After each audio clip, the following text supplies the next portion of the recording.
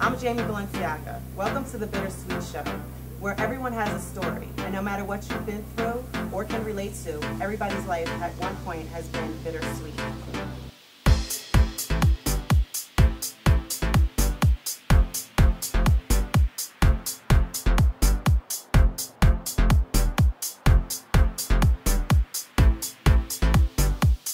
I decided to do my first show by starting at my roots, which is the underground ballroom community. We are always allowed to be ourselves. I will be talking with icon Andre Mizrahi, who has made groundbreaking steps to bring Vogue and popping into the mainstream. He's appeared in the movie Honey, and he has graced the legendary stage of the Apollo. Welcome to the show. And I just wanted to start off by actually telling our viewers a little bit what the ballroom scene is, or what the underground ballroom scene is. So if you could just give like a quick, brief description. All right, I'm going to say thank you first for accepting me first. I like that. But thank you. Of course. The ballroom. Ballroom is basically an underground competition for the gay society to come together and compete as one against each other. So that's basically what it is to me. Right. Yeah. Okay.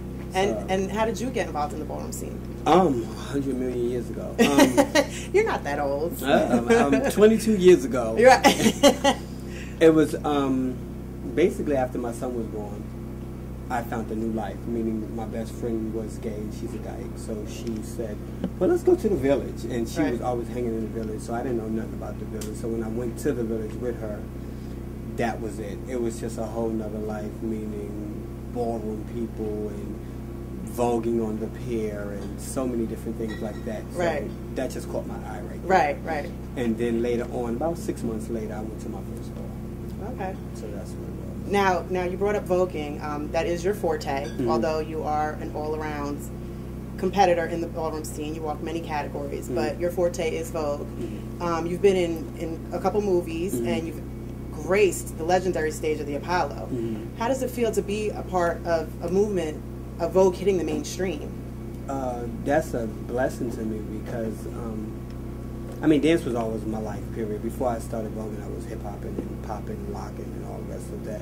But dance is just like food to me, basically. Right. So to make a difference in life, period, and I felt that me winning on the Apollo, voguing by myself, that made a difference. I'm the only one that ever did something like that. So that was a blessing to me. Right. And you've opened up doors for groups like Vogue Evolution. Yeah. Yes, let's just touch upon that just a little bit. Just maybe some of your thoughts on Vogue Evolution, because they did come from the ballroom scene. Yeah. And to see them on TV is like seeing you on the Apollo is just like a groundbreaking moment. Yeah, and that's a groundbreaking moment, because for a group, they never ever had a group on television voguing. And for you to be on there weekly until you get eliminated is like a blessing there too. So I'm with them 100%, and if they win, we all win. That's just how I am. Exactly. So I'm promoting, I have a radio show too, so I'm promoting them every week. Yeah, every week, because I feel that if they win, we all win. Right. And they're all from different houses, which I think is beautiful, because as you mentioned, it's a competition, and we're different houses, and for 5 houses to come together. Oh my God, that's a blessing. Yes. It shows unity. It shows we can do this as one, regardless of some of the balls fighting and doing that and this. Right. When you have 5 different people from different whole elements of the world come together to do one thing, that's a blessing. Right, exactly. Now you bring up fighting.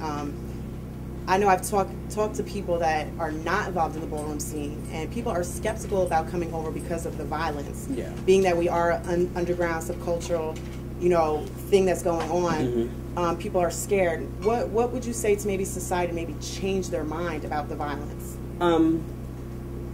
Well, I can't really, if I have to say anything to try to change their mind, it would be like, if you just come to have fun and watch the balls and even compete, stay to yourself, stay to your friends. It's not always accurate to try to find new friends until you really know about everybody that you be around, because that can get you in the middle of something. Right. You know what I mean? So I'm not sitting here just saying be separate to everyone, but watch what you do in life. And this goes anywhere. It's not only for functions. You know what I mean? But watch what you do in life. Watch who you be around in life, and watch what you do, and you'll be fine. I don't think every ball ends up. And usually when the fights occur, it occurs in houses within situations that you might see coming anyway, so you always have time to move, leave, or whatever. You right. know? It's not too many incidents where someone is getting hurt that don't have anything to do with it. And now, is that the same advice you would give to someone young, like maybe an 18-year-old coming into the scene for the first time? No, it wouldn't be the same because I was blessed to be 18. I was 19 when I came into the scene, and I was completely blessed because I guess it was the surroundings I was around, more positive people. Now it's 2009, you have negative and positive. Right. So when you're 18 years old, the wrong negative scene that you might be around could cause death, could cause harm, could cause jail. You know, it can cause so many different things. So yeah, I would definitely change that around a little bit when I'm talking to an 18-year-old. Okay. Now, you brought up that you have a radio show, which has been very successful. You have is on the internet. Yes. So just tell us about that a little bit.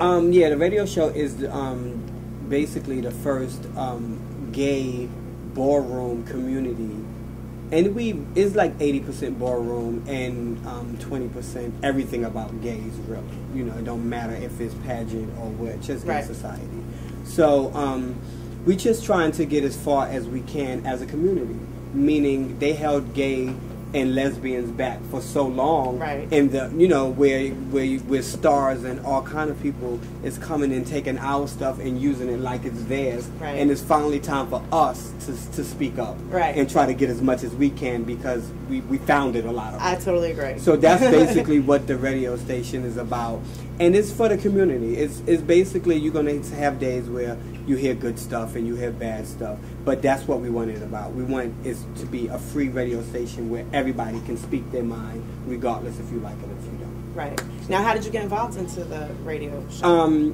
Truthfully, someone else named Tom Blumenthal started the radio show, and then he wanted to give it up, period. He didn't know who to go about to take a spot for that, and then he threw my name out there and asked me would I do it. And that's a blessing too, because anything's a blessing that comes to you.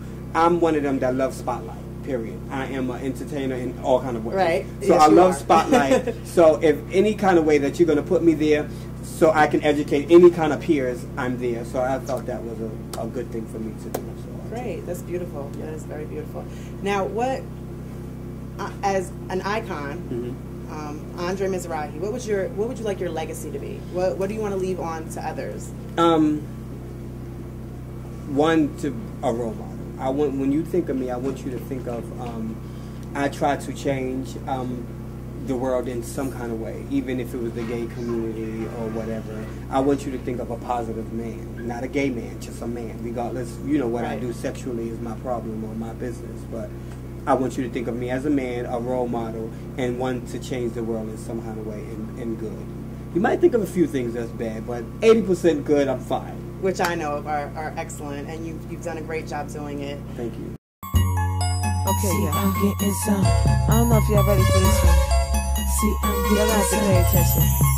I got a little story to tell. 774 Accessories is an accessory retreat located in the heart of downtown in Old Fourth Ward.